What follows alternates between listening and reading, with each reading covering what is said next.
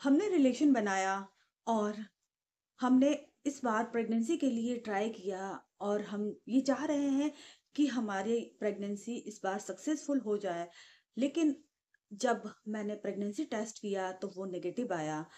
तो हम ये कैसे पता करें कि हमने जो रिलेशन बनाया है तो हमारा सक्सेसफुल इम्प्लांटेशन हो गया, मतलब कि बच्चेदानी में हमारा बच्चा चिपक गया कि नहीं। इस तरीके की जो क्वेश्चन है वो बहुत सारी महिलाओं में चलता ही रहता है। तो आज मैं आपको कुछ ऐसी बातें बताने जा रही हूँ, उसको आप सोचेंगे, ऑब्ज़र्व करेंगे तो आपको 100% श्योरिटी हो जाएगी कि आपके बच्चेदानी में बच्चा चिपक गया है।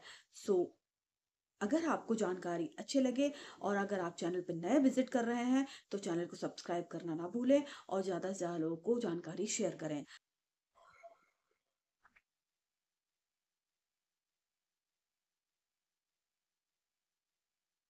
सो हेलो एवरीवन, स्वागत करती हूँ मैं आपका माइंड और हेल्थ में।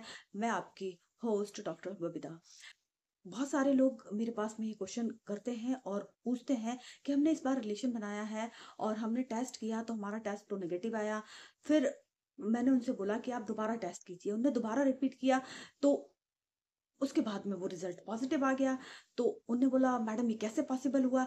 तो देखिए, हर महिला की बॉडी अलग अलग होती है। हम लोग ये मान के चलते हैं कि पीरियड्स में 28 दिन के एक साइकिल में 14 से 16 दिन में एग रिलीज होता है।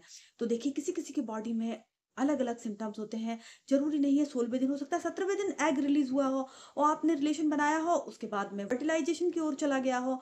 तो आपने जब टेस्ट किया उस वक्त पे वो प्रोसेस में होगा तो वो नेगेटिव आया और उसके बाद आपने टेस्ट किया तो वो पॉजिटिव आ गया।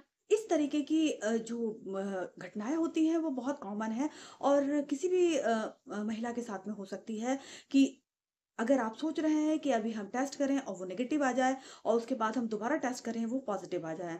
तो जब बच्चा इम्प्लांट हो जाता है, उस दौरान क्या होता है कि आपकी बॉडी में एससीजी करके एक हार्मोन रिलीज़ होता है।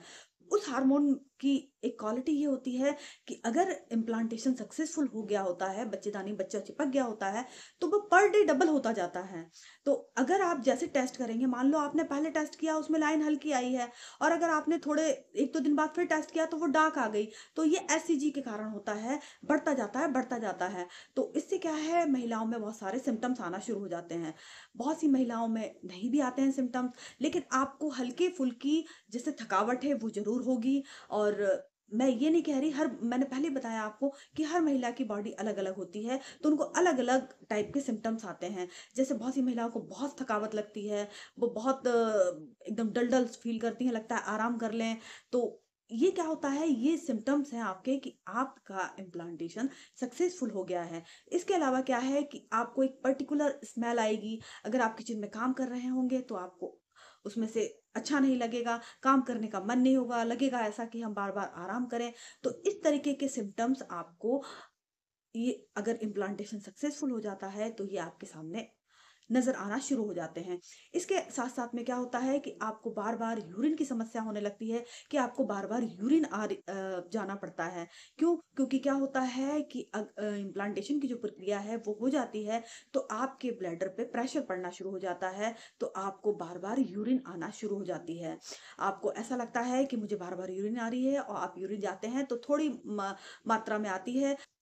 इसके साथ में एक बहुत कॉमन सा फीचर है, वो आप में शो होने लगता है कि आपकी ब्रेस्ट में पेन शुरू होना हो जाता है। आपके ब्रेस्ट में भारी-भारीपन सा होने लगता है, जकड़न सी होने लगती है। तो ये आपके शुरुआत में इम्प्लांटेशन सक्सेसफुल होने के बहुत ही सटीक लक्षण हैं। अगर आपको इस प्रकार के लक्षण आपकी बॉडी में फ़ील हो रहे हैं, शो हो रहे हैं, तो आप ये बिल्कुल सोच के चलिए कि आपका बच्चा बच्चेदानी में चिपक गया है, मतलब कि आपका इम्प्लांटेशन सक्सेसफुल हो गया है।